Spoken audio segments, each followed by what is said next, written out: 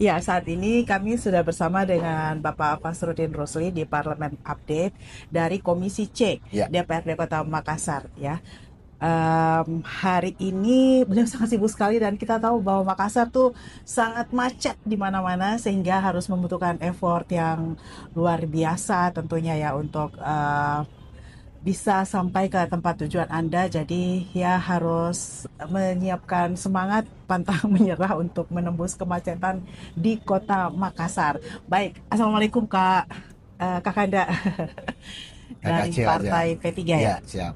Ya, nah Kak, untuk penataan Kota Makassar ya kalau kami berbicara karena itu merupakan tupoksi ya Ya, dari Komisi C bagian infrastruktur ya di ya, DPRD Kota Makassar. Apa yang hal kami biasanya manggilnya Kanda Acil ya, ya, ya. di Makassar ini yang memang harus perlu dibenahi dan itu harus menjadi perhatian dari pemerintah kota. Kalau saya berpikir, tiada kata terlambat Ya, untuk melakukan perbaikan infrastruktur kita. Kenapa saya bilang banyak banyak yang kita sudah lakukan, tapi baik drainase maupun jalan kita iya, ini masih banyak perlu ada pembenahan yang lebih besar lagi. iya, Karena saya lihat di Kota Bandung kemarin, hampir satu kota mereka iya, mereka memperbaiki drainase mereka. iya, Hampir satu kota. APBD mereka memang terkuras sekali. iya, Tapi sekarang kita lihat Kota Bandung, drainase sudah baik, tidak ada lagi banjir-banjir yang langsung banjir langsung bisa menelan korban. Tapi saya minta juga kepada Pak Wali Kota, Bapak Munafir Arifudin dan Ibu Alia, kiranya duduk bersamalah iya, para akademisi di bidangnya, dari teman-teman dinas pekerjaan umum, ada tim teknisnya, iya. teman-teman dari dinas tata ruang, ada tim teknisnya juga. Dan kita mendengarkan masukan dari masyarakat apa yang perlu kita pembenahan dari awal. Kalau saya, bagusnya kita ikuti Kota Bandung, kita perbaikan semua drainase kita. Kita lihat apa di mana hilir, di mana ulu. Kita harus tahu itu, tidak bisa tidak. Karena biar kita akan nikmati ini barang. Ini kan pekerjaan minimal hanya 1 tahun. 1 tahun selesai, tapi insya Allah wajah Kota Makassar akan lebih baik dari yang kita Ya, saat inginkan. ini tantangannya apa Kak Acil? Karena kita lihat kan Makassar pertumbuhannya cukup ini ya, cukup agresif begitu Ya, ya. Nah, hal-hal yang mungkin di lapangan yang ditemukan dari Komisi C sendiri seperti apa, Pak? yang kami lihat memang banyak. Kalau umpamanya pada waktu musim hujan, Ya, hujannya memang sangat keras dan volume hujan itu sangat tinggi sehingga apa terasa. oke. Namanya wajah Kota Makassar itu pasti akan terkenang Ya, dengan banjir. Karena kita lihat ada beberapa titik-titik genangan air yang sangat besar, apalagi saudara-saudara kami yang di Blok G, blok Minasa Upa Blok G, eh,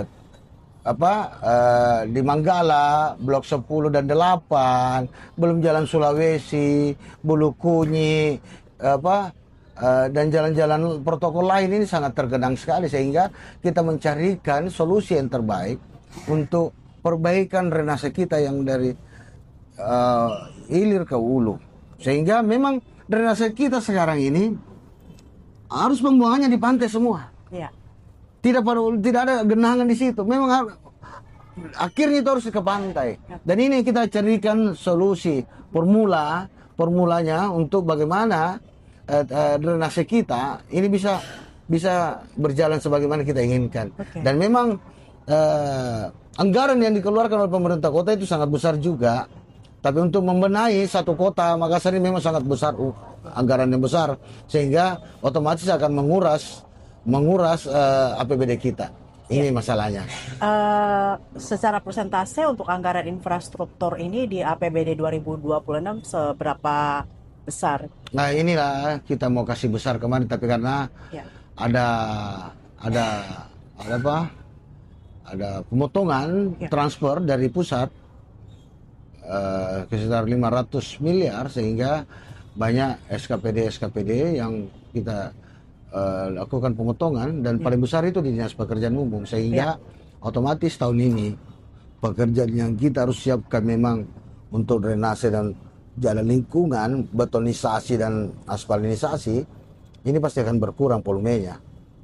Tapi insya Allah kita akan fokus pada baik itu perbaikan jalan lingkungan dan drainase tersebut. Karena apalagi ini musim hujan luar biasa, sehingga warga Kota Makassar karena ada program apalagi di handphone kita ada Lontara Plus, sehingga warga masyarakat apa menjadi keluh kesahnya itu bisa langsung masukkan di Lontara Plus. Oke. Ya. Ya. Nah, sebenarnya tantangannya di lapangan dalam penataan tata ruang dan mungkin ke depannya untuk pembangunan infrastruktur di Makassar ini apa, Pak, yang mungkin Bapak lihat?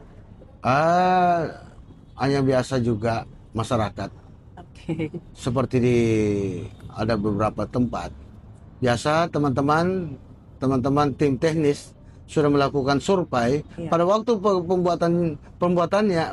pekerjaan tersebut, Iya. malah mereka yang komplain. Ada warga sekitar perumahan mereka atau di daerah lingkungan mereka, ini biasanya sudah ditinjau oleh teman-teman untuk melakukan titik nol, untuk melakukan awal pekerjaan. Tapi biasa juga ada warga ya, biasa nggak masuk di akal saya. Kenapa? Mereka yang sudah mau dibantu, malah mereka yang berulah bahwa ini nanti akan jadi banjir, Pak, jalan lebih tinggi dari rumah kami. Ini sudah dipikirkan oleh teman-teman tim teknis. Nggak mungkin teman-teman tim teknis melakukan pengukuran titik nol untuk melakukan pekerjaan tersebut. Tapi ada juga warga yang nggak tahu ya bagaimana kepeduliannya untuk Kota Makassar ini. Ini masalah juga. Ya, koordinasinya ke dinas-dinas teknis terkait seperti apa, Pak? Alhamdulillah kami bermitra dengan komisi C, bermitra dengan komisi teman-teman di PU komisi C. Alhamdulillah apa yang menjadi masukan kami, permintaan kami untuk kalau ada warga minta, Pak Cil ini jalan di sini Pak, minta tolong dikeruk, kami langsung handle teman-teman di Dinas Pekerjaan Umum untuk melakukan hal tersebut. Dan apa menjadi usulan masyarakat, baik itu musrembang, reses kami, itu masuk juga usulan kepada mereka-mereka untuk melakukan hal tersebut. Karena biasa juga musrembang ada warga juga ini sampai 5 tahun Pak, 7 tahun belum dilakukan. Tapi alhamdulillah dengan campur tangan kita menyodorkan kepada teman-teman Dinas Pekerjaan Umum. Alhamdulillah bisa pada waktu ada perencanaan kita masukkan, minta tolong dimasukkan dan bisa dikerjakan. Kalau enggak ya di tahun 2027. Tapi ada juga pada waktu reses ada juga warga yang meminta untuk dilakukan baik itu drainase maupun paving. Biasa kami langsung direspon dengan teman-teman kalau umpamanya volumenya tidak terlalu besar, alhamdulillah langsung direspon oleh teman-teman PU. Ya, kalau dari pengusaha sendiri bagaimana koordinasi dan itunya Pak? Pengusaha mana? Pengusaha mungkin properti karena ini kan terkait dengan tata ruang ya. Jadi kepatuhan mereka dalam tata ruang. Biasa teman-teman para pemilik perumahan owner biasa agak gimana ya, kurang lebih ada 1.000 developer yang ada di Kota Makassar yang membuat perumahan. Lucu, kenapa mereka tidak menyerahkan pasos-pasosnya? Kalau tidak salah itu hanya sekitar 7% mereka menyerahkan pasos-pasosnya. Kenapa saya bilang ini menjadi kendala bagi kita semua di Kota Makassar? Kenapa? Kamu tahu cari uang di Kota Makassar, tapi kewajiban kamu nggak ngerti untuk memberikan pasum kepada pemerintah kota, sehingga kalau ada warga yang merasa jalannya kurang bagus lagi, pemerintah kota bisa masuk. Yang penting kamu menyerahkan aset dulu. Ya, betul. Nah, ini masalah. Ya, jadi tapi secara koordinasi dan komunikasi terus dilakukan ya. Kami memaksa sekarang di 2026. Kami melihat persentase pengembalian PSU kepada pemerintah kota, kami akan paksa. Dan dalam waktu dekat banyak klaster-klaster yang notabene harga satu unit rumah mereka itu di harga 3,5 miliar, kami akan paksa untuk menyerahkan pasos-pasosnya. Dan tidak semua juga yang besar-besar, yang kecil-kecil juga kami akan tindaki. Oke, baik. Di akhir ini mungkin Pak Acil bisa menyampaikan apa kepada masyarakat agar pembangunan dan penataan kota di Kota Makassar ke depannya ini bisa lebih terarah dan sesuai dengan konsep yang sudah direncanakan. Saya minta kepada warga Kota Makassar, kalau ingin membangun, utamakan dulu pengurusan PBG-nya sebelum membangun, karena rata-rata pengurusan belum berjalan, bangunan sudah jadi. Jadi kami takutnya, khawatirnya kalau kami melakukan penegakan agak keras, bisa saja karena di aturan situ tertera tidak boleh membangun sebelum surat tersebut, PBG tersebut keluar. Sehingga saya minta kepada teman-teman para pengusaha, patuhi semua aturan pemerintah kota dan lakukan apa menjadi kewajiban Anda. Itu yang paling utama.